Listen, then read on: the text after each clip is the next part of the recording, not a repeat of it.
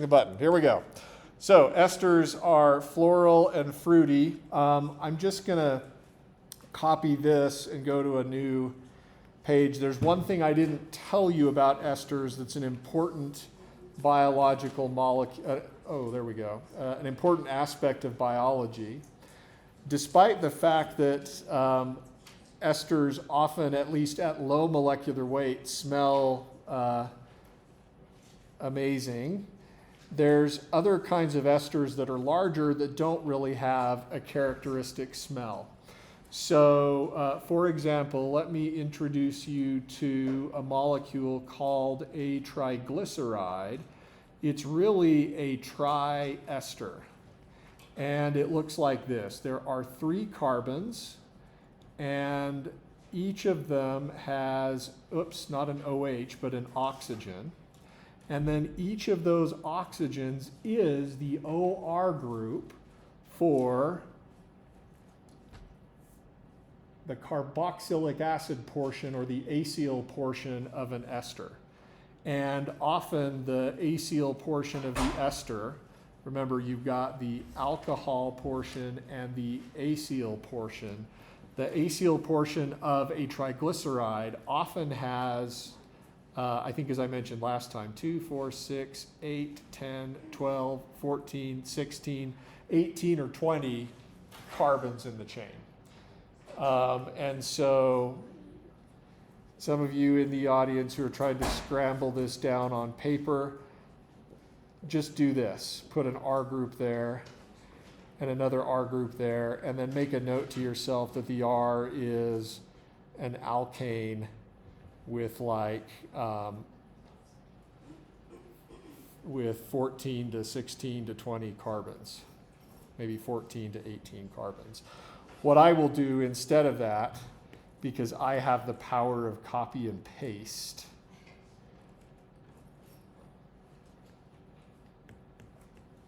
is I'll put, there we go. Yep. So that's a triglyceride.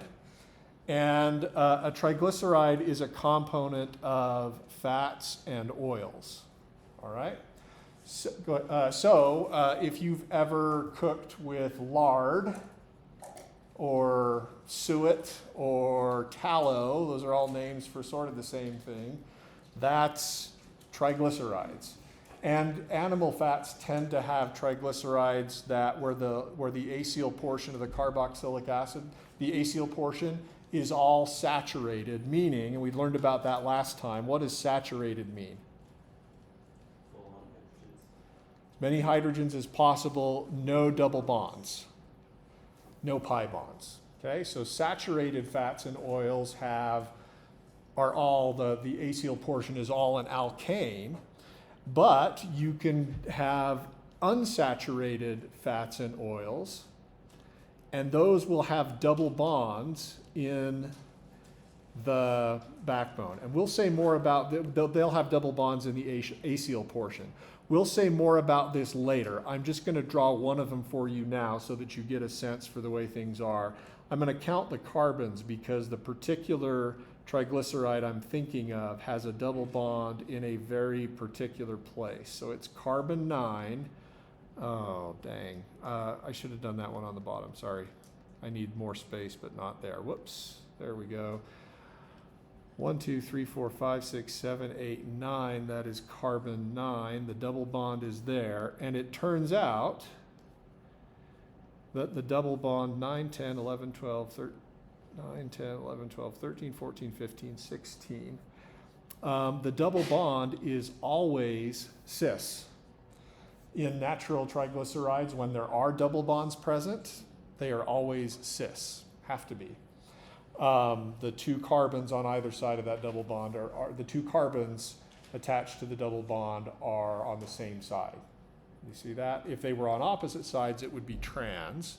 And you've probably heard of trans fats before. And I'm going to tell you where those come from, but not today. This is an example of a monounsaturated triglyceride or a monounsaturated fat or oil molecule. because there is one double bond. And these kinds of things tend to be found in nuts. So if you're eating peanuts or other almonds or other kinds of things, if you look on the nutritional label, it might say monounsaturated or polyunsaturated fats. Polyunsaturated fats are going to have more than one double bond. There's more to tell you there. We're going to spend a ton of time on that in our fourth unit on alkanes, alkenes, and fatty acids, but I just wanted a preview. Yeah?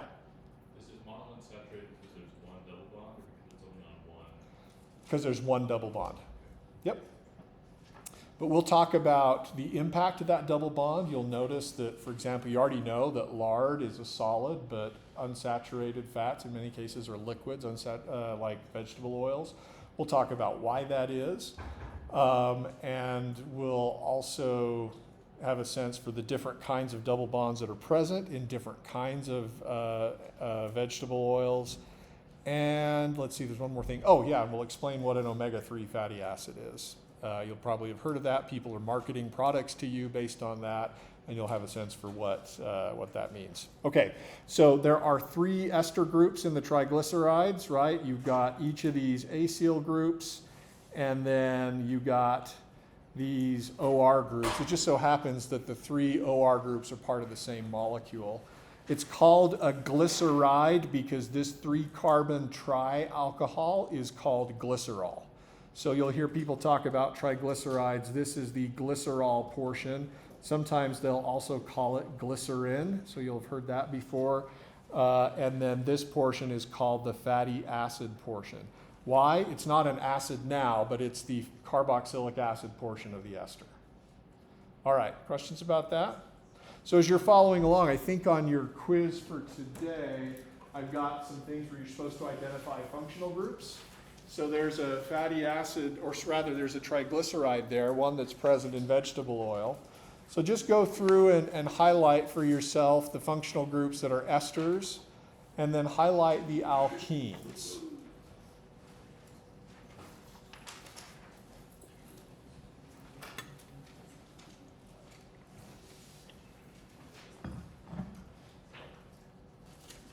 Let me see if I can bring it up on the screen too.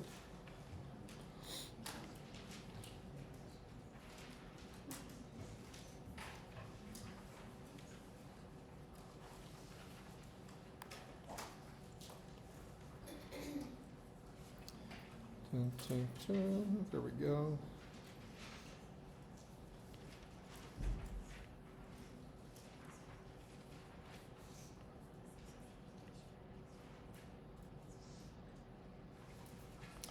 Okay, you got it? Where's the esters?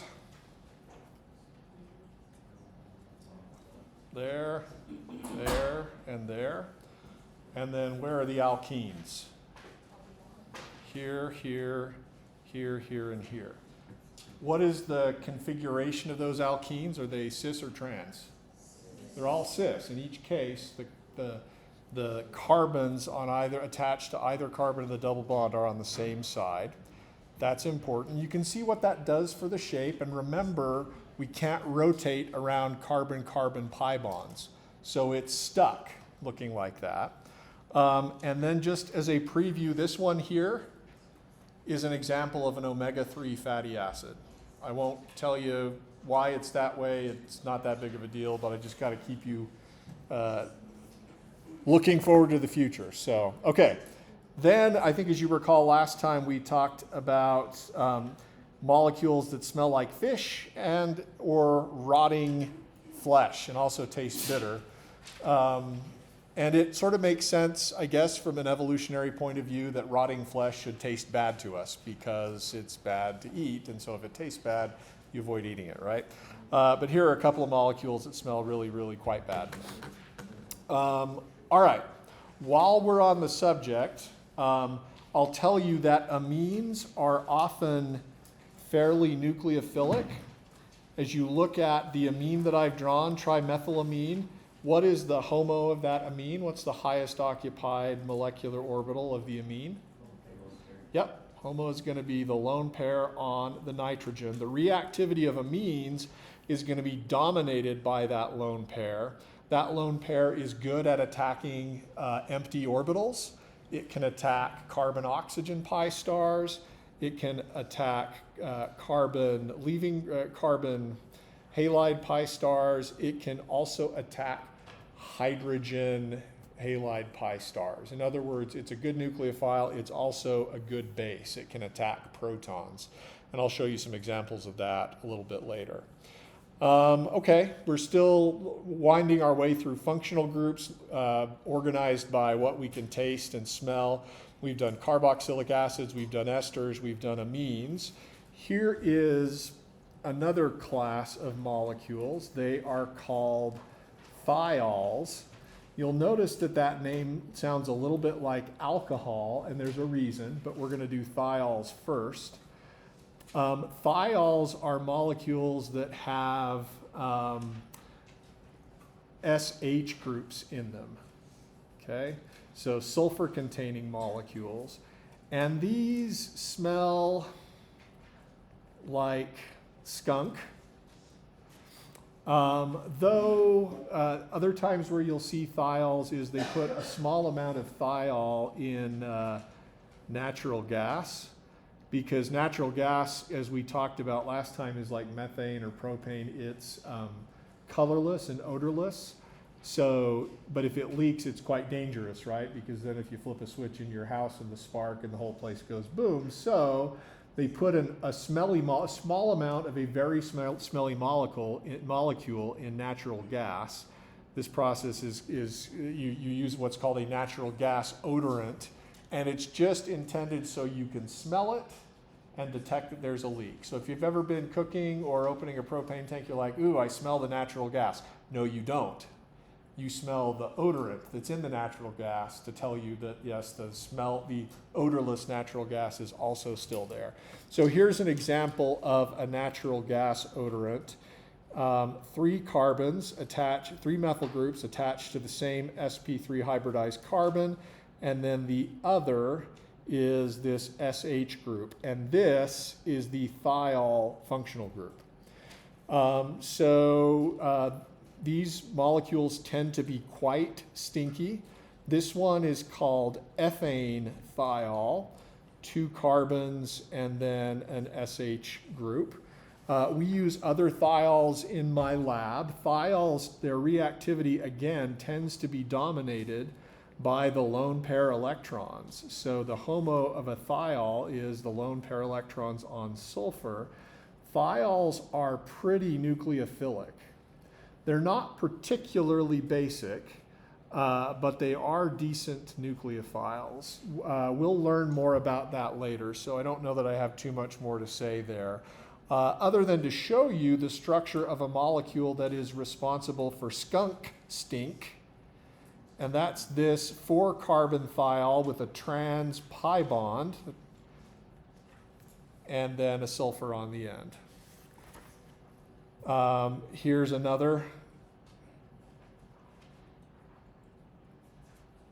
So when you're driving down the road and you smell that smell because there's a dead skunk, that's some of the molecules that it's releasing. Thiols are present in biology. The amino acid cysteine that we might learn about is a thiol-containing amino acid, and so they do play an important role.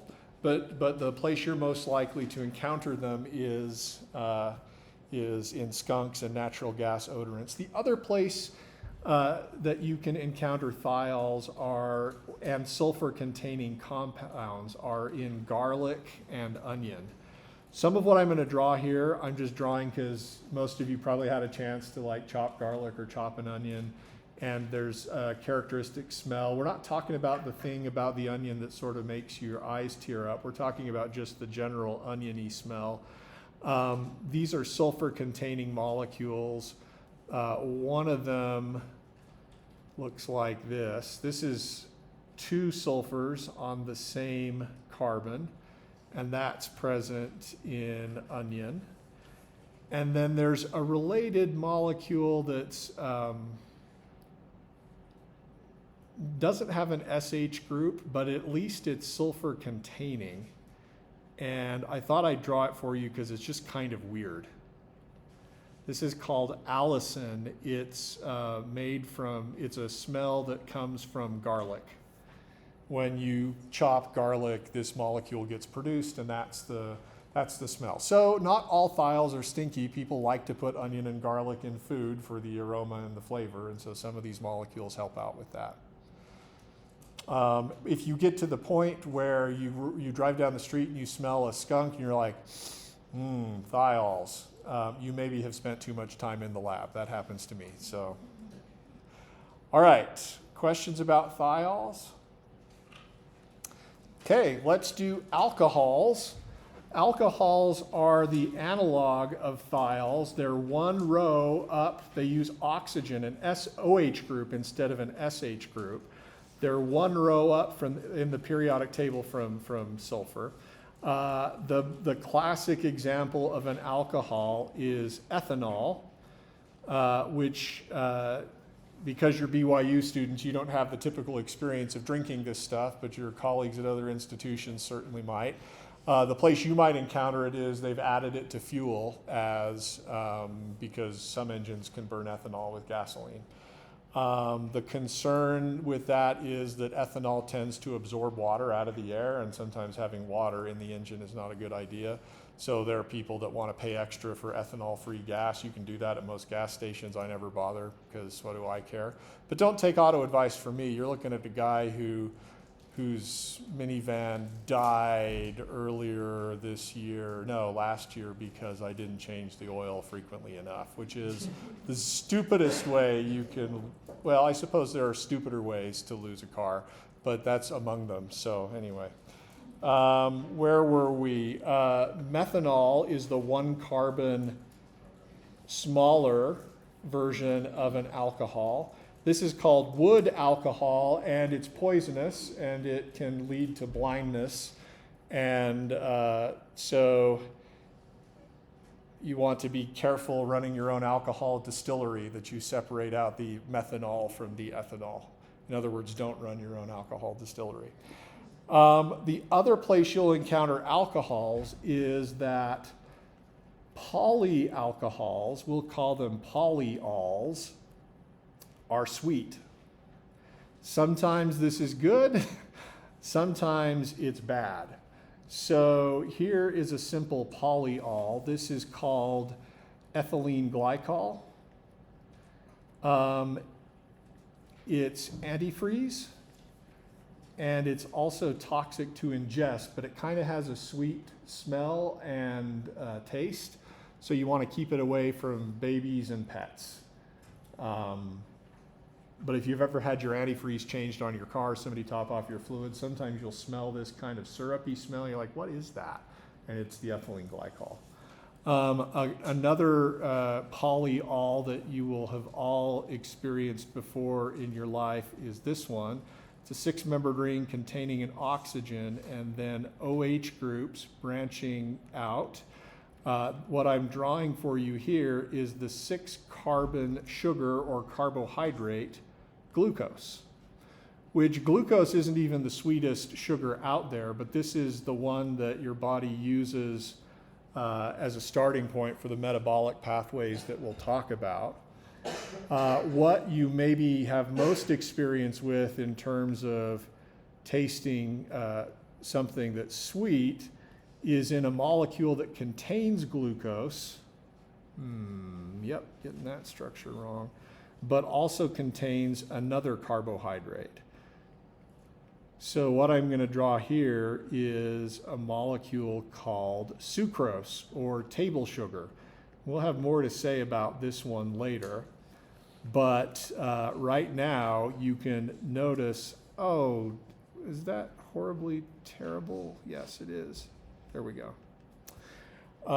Yeah, this is sucrose, or table sugar.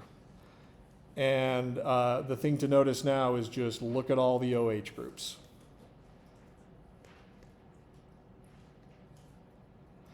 An artificial sweetener that you've maybe heard about before is called sorbitol. And it's kind of like glucose, only it's linear, but it still has about the same number of OH groups. And we'll actually learn later that glucose itself has a linear form, and we'll learn how to talk about that, but not today. Okay, questions about sweet molecules or alcohols? Okay, so I think if you look at your quiz, there's another carbohydrate there. But actually now, yeah, we can look at that quiz, and making a distinction between some of the OH groups is important. So take a minute and see if you can identify all the alcohol groups in any of these molecules.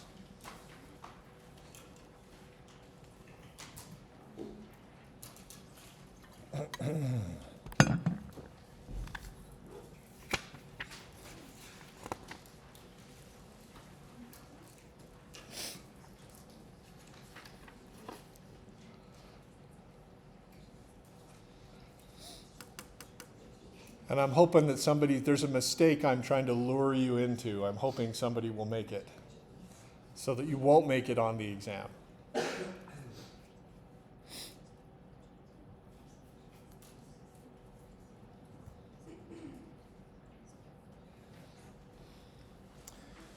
Okay, what you got? Where are my OH groups? All around the carbohydrate, yep. Just a question about that carbohydrate. Do you notice anything different about this OH group as opposed to the others? Extra what? Okay, how many carbons is this carbon attached to? Just one, right? How many carbons is that one attached to? Two. We will call this a primary alcohol because the carbon that bears the OH group is only attached to one other carbon. We will call a carbon that has an OH group where the carbon's attached to two other carbons a secondary alcohol. I just want you to know that's not a hugely important piece of information, but you're going to hear me say it because it's just instinct right now. And so if you hear me say that primary alcohol or that secondary alcohol, it'd be useful for you to know sort of what I'm talking about. This is a symbol for primary. It's the 1 with the degree symbol on it. And this is the symbol for secondary. It's a 2 with the degree symbol on it. What other alcohol groups do I have? Oh, yeah, sorry. No, you're good. I was just wondering where the carbon is attached on the secondary alcohol, like where are the two different carbons? Could you just draw them? Sure. So here's the carbon we're talking about. This is the first one. This is the second one. Whereas this one up here is only bonded to one other carbon. Yep. Okay. So where are my other alcohol groups? Bottom of vanillin. Okay. Am I missing anything else? Nobody's going to take the bait?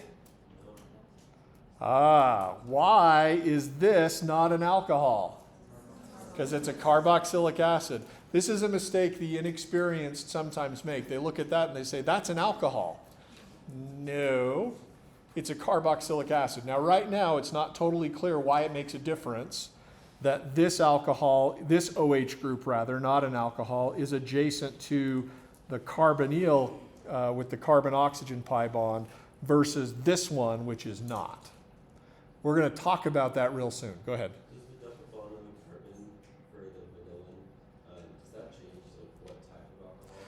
Yes, the double bond here, the adjacent double bond does influence this alcohol, and we'll talk about that probably Monday. Is it just called secondary alcohol? You would still call it a secondary alcohol, sure. But notice that, well, I'll just give you a preview because I can't resist. You remember last time where we talked about acidic bonds between hydrogen and something else, and that something else was an electronegative atom. The hydrogen on an alcohol has a sigma star that under certain conditions can be low enough for a base to it, or a nucleophile to attack it.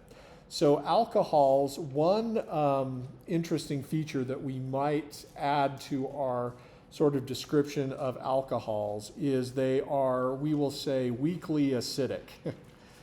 They're not as acidic as carboxylic acids, but they do have some acidity. And you will see very soon that the acidity of this OH group, these primary or secondary alcohols, is different, actually much lower than the acidity of this OH group, but that both of their respective acidities are much lower than this OH group in the carboxylic acid. Carboxylic acid is the most acidic of all the OH groups we've highlighted here, and we'll explain why real soon. But this is why you need to start looking at these groups and distinguishing them from each other, and look at the OH that's in the carboxylic acid and not immediately allow your brain to think alcohol, because it's not. It's a carboxylic acid. All right, questions about that? Yeah? Yes, the carboxylic acid includes a carbon in it. Yes. The alcohol, not the alcohol, is just the OH by itself. Yeah, what's included in the functional group? I mean, technically, if we want to be correct, the alcohol is the carbon and the OH group. That kind of distinction isn't going to matter. Yeah. Go ahead. What's the best way to recognize esters, since those are involved in both of them? Right. What's the best way to recognize esters? For an ester, you're going to have I need to choose my colors more carefully, but whatever. For the ester, you're going to have an acyl portion. The acyl portion is not a carboxylic acid, but it shares some things in common. Notice it shares the carbon over here, and it shares the carbon that's doubly bonded to the oxygen. I'm going to call that a carbonyl group. And then in the ester, there will also be an oxygen, but it's not an OH group. It's an OR group. There's something not hydrogen on the other side of that oxygen. I will often call that the alcohol portion, not because it's an alcohol, but just synthetically you can get it. You can make the ester from a carboxylic acid and an alcohol. So I like to think about two parts. Now you're right, it's neither an alcohol nor a carboxylic acid, but it's useful to think of them as those two separate parts, which we've now combined together. That makes a lot of sense. Yep, okay. What else? All right, let's keep going. Nope, wrong one. Where were we? There we are. So we've done alcohols. So this is an easy one. What about a salty taste? What gives you a salty taste? That was easy. Surprise, salt. If we could spell it. You're paying for this education, folks. We're telling you stuff here. So NaCl, and in general, electrolytes, these are ionic compounds, tend to taste salty. And people have hypothesized that one of the reasons humans crave salt is because we need protein, and if you eat meat, there's a lot of electrolytes in meat, which is muscle, right? And for the most part anyway. And so if something tastes salty, there's a decent chance, at least before humans had the ability to take great mounds of salt and pour them on food, if you tasted something and it was salty, likely you were eating meat and that was nutritious for the protein. Anyway, we've covered, let's see, sweet, salty, bitter, and sour. What remains? Spicy and umami. So umami's one that I didn't actually know until fairly recently was its own taste. Who can tell me more about umami? Yeah. It's just savory, it's like a meaty flavor. Savory, meaty, but different from salt. Okay. So it's, okay, so anybody else help me out a little bit? Go ahead. Yeah, so MSG is the classic example of something that tastes umami.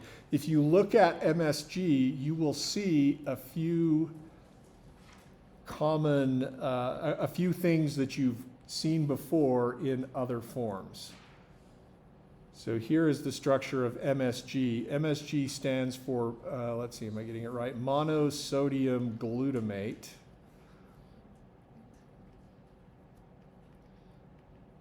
Where is the sodium? It's just the counter ion. If you look at this molecule, it has a net negative charge.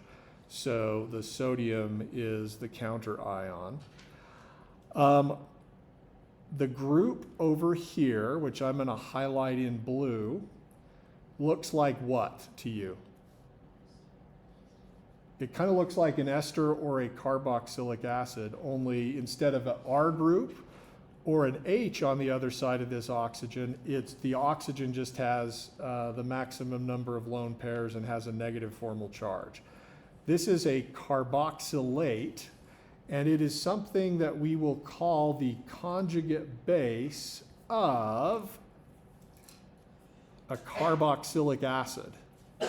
In other words, if a base with its electrons came along and attacked the sigma star here, attacked the proton and broke that bond, we would get the carboxylate. Yes? So is this also an amino acid? Yeah. Very good. Monosodium glutamate is an example of an amino acid. Where are you getting the amino part from? The nitrogen. Now that's different from what we saw with amines, right? With amines, you saw a nitrogen attached to 3 things and there was a lone pair. This nitrogen is attached to 4 things with a positive formal charge. This group is called an ammonium ion, and it is the conjugate acid of an amine. So we can draw the amine. I'm just going to use an R group for the carbon that's on the one side. And there's the nitrogen with the lone pair. If this nitrogen acts as a base and attacks a hydrogen, attacks the sigma star of a hydrogen that's attached to some group where the hydrogen's acidic, that amine can pick up another proton and then it becomes ammonium. Okay? So monosodium glutamate has 2 carboxylate groups that are negatively charged, and then 1 ammonium group that is positively charged. But it is an amino acid. It came from a molecule that has 2 carboxylic acids and an ammonium group. Yeah, an amino group. The A would represent whatever the proton is attached to. If this were HCl, A would be Cl. Yeah, we'll just, if you want me to be specific, we can. We'll just put Cl there. All right. Now, we're going to learn very soon, perhaps next time, about how to tell when this type of thing is going to happen. This is acid-base chemistry or deprotonation. How can you tell when a carboxylic acid will lose its hydrogen? I will be able to show you that. You'll understand it, and you'll be able to predict, based on the environment, whether a carboxylic acid should still have its proton or whether it should exist in its negatively charged conjugate base form. Similarly, you'll be able to tell whether an amine should exist in its neutral form or pick up a proton from some source to become its positively charged ammonium form. That's called acid-base equilibria. We're almost there. There are some other molecules that are involved in umami, but I'm going to punt on those because their structure is a little bit more complicated, and we don't really need to talk about them until we get to like nucleic acids. Okay, spicy is a fun one.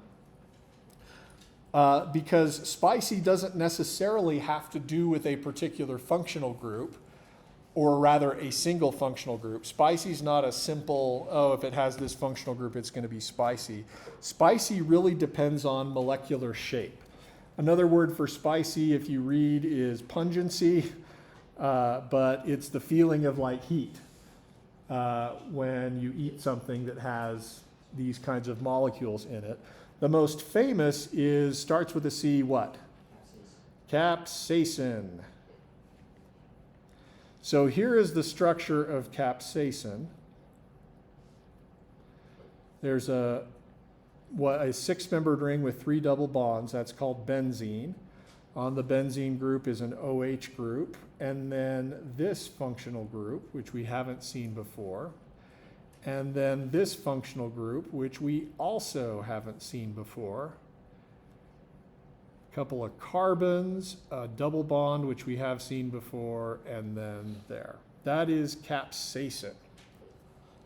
Now, how does a little molecule like that cause so much joy and pain for us? What's going on there? Actually, once you've drawn that structure, take a look at your quiz and see if there's any molecule in question 1 of your quiz that has a similar appearance, a similar structural proportion. Not the whole thing, but a similar structure.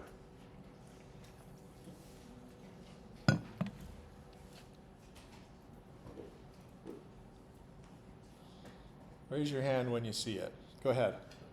Well, the vanilla has the benzene ring, and then also the sugar on the right has the ether. Okay. So, and that's one we haven't talked about. What the heck is an ether?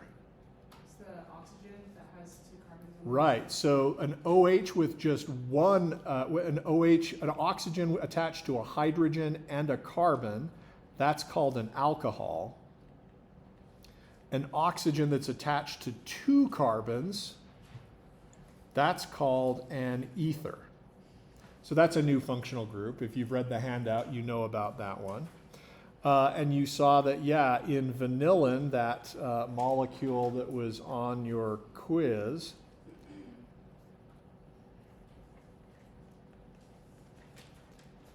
everything from here, from the squiggly line to the left, is the same. Right? So this is something that I read. It's not hugely important, but it turns out that capsaicin feels hot to you and somewhat painful because it binds a receptor called the vanilloid receptor. So this is a receptor that binds molecules like vanillin, and you can see why, because it has the same sort of structure. This is an interesting principle in organic chemistry and biochemistry. Similar structures bind similar things, because binding molecules, binding receptors is all about shape and fitting in the right shape. So capsaicin happens to bind a vanilloid receptor on what's called a nociceptor nerve fiber. And these are nerve fibers that are activated by heat, acid, abrasion, or things that you perceive as ouch. And then that signal opens up a cation channel, leads to membrane depolarization in your nerves, and a signal gets sent to your brain. So when you feel the pain associated with the capsaicin, it's not that actual damage is being done to you. It's not. There's no heat or acid or abrasion. But this molecule turns on the nerve cell that reports on those things, and your brain says, ouch, which is really kind of cool. It's like synthetic ouch. Yeah. Why doesn't vanilla do that? Why doesn't vanilla do that? I don't know. Perhaps it could be a concentration thing. Like, it's certainly a concentration thing with capsaicin, because a little bit is pleasant. A lot is like ouch. And you can go to various restaurants and they will serve you increasingly painful levels of ouch so that your friends can take funny pictures of you and post them on the internet. So I don't know the answer to that. It's a good question. Okay, others? Some people, you might ask, why on earth do these pepper molecules make something that's so painful? And I read about this. I thought it was really fascinating. There's some thought that if you're a pepper plant and you want your seeds to be dispersed far and wide, you're great if birds eat the peppers, because birds don't chew. They're not going to crush the seeds, and they're just going to poop out the seeds with free fertilizer, and the seeds are going to grow. In contrast, if you're a pepper and you get eaten by a cow or some other masticator, it's something that chews things, the seeds are going to get crushed and not be useful and not grow. So let's make eating the pepper as painful as possible, so those pesky ruminants and chewers don't destroy all the peppers. Anyway, kind of an interesting story. There are other molecules that are spicy as well. I think we'll just stick with the one example. Now let's spend a little bit of, sorry, I can't resist. Let's show you a couple other examples. So there's different kinds of spicy, another kind of, or different types of things that create a spicy flavor. So black pepper, the kind that you put on your, I don't know, what do you use pepper for? Salt and pepper on every table? Corn?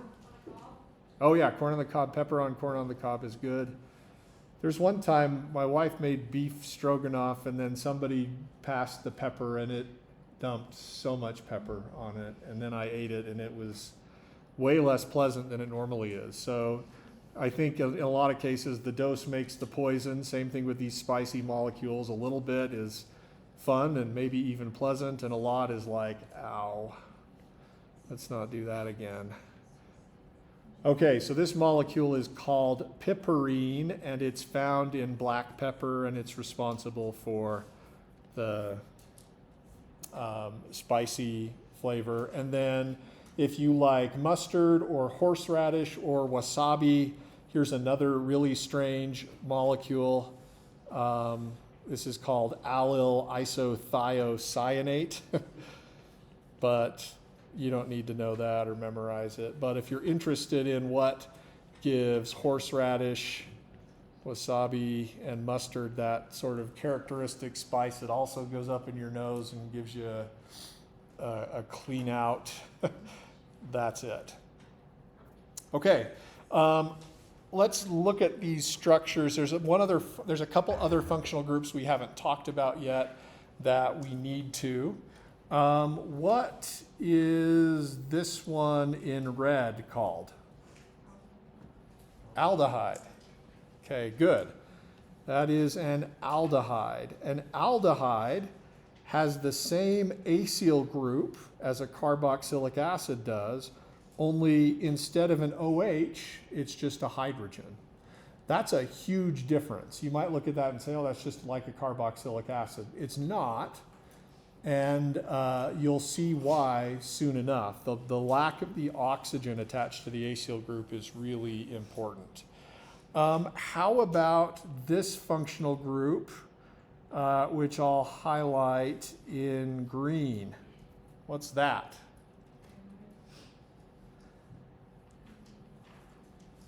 AMIDE. You can pronounce that either amide or amide. Either way is fine. You'll notice that it looks similar to an ester in the sense that you still have the acyl portion, but now here, instead of an alcohol, you have what maybe used to be an amine portion. So amides, conceptually, I'll draw an amide in the same way that I drew an ester. You can divide the amide conceptually into the acyl portion or the carboxylic acid portion, and then over here what I will call the amine portion. And you can get amides from a similar type of reaction that you use to get esters. You can react carboxylic acids with amines under certain conditions, and you lose water. You lose a hydrogen from the amine. You lose an OH group from the acid. It's also called a condensation reaction, meaning you lose water, and you make this amide. Okay? Amides and esters are really important in biology. You've seen esters as being important for fats and oils. Amides are important for proteins. So now go back to your quiz and see if you can find an amide bond anywhere in one of your structures. Or find the amide functional group.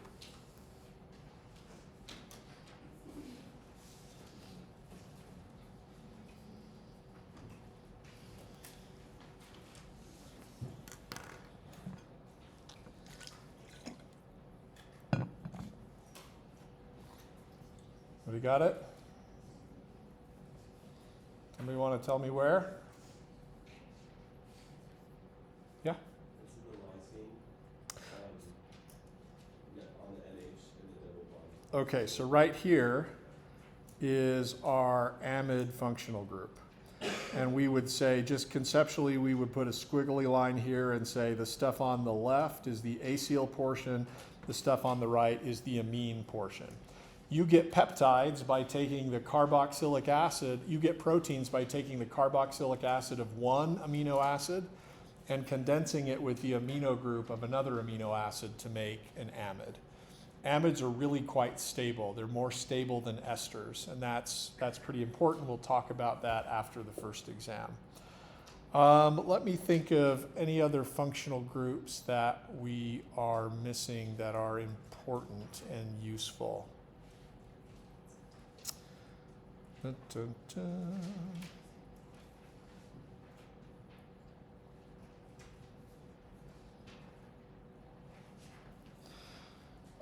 And I've left these to the end because they don't have too much to do with taste. You guys saw aldehydes. If you take a carbonyl group, so let's just define that. Anytime you see a carbon doubly bonded to an oxygen, you can call that a carbonyl group. If the two things attached to the carbonyl carbon are both carbons, then we call the molecule a ketone. If one of them's a carbon and one of them's a hydrogen, we call that an aldehyde. Aldehydes and ketones are super reactive, and though it's not immediately clear now, if I scroll up and show you the structure of glucose, just remember now that I told you that glucose has a linear aldehyde form. You can't see the aldehyde there, it's not obvious at all. We'll talk through it and show you how that's true, but carbohydrates are often either aldehydes or ketones in their linear acyclic forms. That's one of the reasons why having high blood sugar is so dangerous, because you have a molecule, the carbohydrate has an open chain form that has an aldehyde, and that aldehyde is highly reactive, and it can react in places that you don't want it to. Let's see, other functional groups that I might have missed that were important. We did amides. I think that might be okay for now. There are more functional groups than that on the nomenclature handout, because I got that handout from when I taught 351. And when I teach 351 organic chemistry, first of a 2 semester, see, you're getting 3 semesters of content all in one semester. People that really like chemistry do 351 and 352, which is a year-long OChem course, and then they do 481, which is a semester-long biochem course. So we're picking and choosing, and there's a lot of stuff on that handout that you're not going to encounter very much in biology. I didn't have time to edit it. It's there for completeness.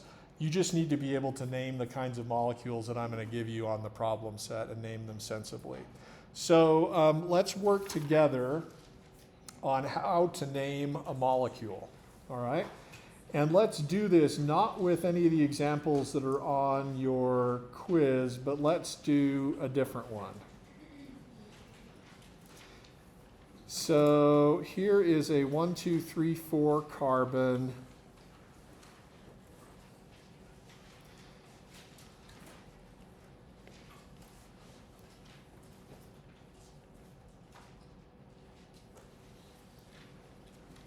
IUPAC rules for nomenclature. We're going to talk about how to name organic molecules. IUPAC stands for International Union of Pure and Applied Chemistry. I really don't ever want to be invited to whatever meetings they have, because they talk about rules and how to name molecules. Some of this has gotten to be not that useful. As molecules get larger and larger in complexity, the names rapidly become unpronounceable and hugely long, and it's better just to draw the structure. In fact, any organic chemist now, when they're talking about a molecule, though they will continue to use nomenclature to describe portions of the molecule, if they want to refer to the whole thing, they're just going to draw the molecule, call it compound 1, and write about it as compound 1 for the rest of the paper. So your goal here is to not understand all of the rules so well that you can win some elaborate chemistry naming bee where they draw a molecule and you have to name it, though I suppose that would be impressive. But your goal is to just know enough that when I say this hydroxy group, that carboxylate group, that double bond, that pi bond, that alkene, you know what I'm talking about. All right, but before we jump into that, is there anything else that you guys want to know about for tastes and smells? I probably don't know the answer, but we could look it up. So, yeah. Wait, can you remind me what the difference between a carbonyl and a ketone is? A carbonyl is specifically, it is a part of a ketone. All ketones have a carbonyl group. That is a carbon doubly bonded to an oxygen. Amides, esters, aldehydes, carboxylic acids all have carbonyl groups. And it would never be like singly bonded and also carbonyl? No, if it's got one bond to an oxygen, it would be either an alcohol or an ether. Yep, good. All right, so I'm going to draw a molecule for you that's known in metabolism. This molecule's inside you right now, whirling away in what's called your citric acid cycle. It has a non-systematic name that we're going to use for it all of the time. It's called oxaloacetate. And the history behind that is not important. A lot of non-standard names have stuck because they're simpler and easier to say than the IUPAC name. But let's talk about how we would name this. Okay. When you name a molecule, the rules are you look at the functional groups that are present in the molecule. And you first identify what I will call the highest priority functional group. I'll write that out for you. By functional group, I mean amides, esters, carboxylic acids, aldehydes, ketones, alcohols, amines, thiols, ethers. Okay? How do you decide which is the highest priority functional group? Well, there's a list, and it's in the handout. The list is exhaustive, and naturally you want to know, was I supposed to memorize this? If you did, congratulations, you're going to be fine. If you didn't, shame on you. No, actually not shame on you. My mission president said that to me one time, and it made me sad.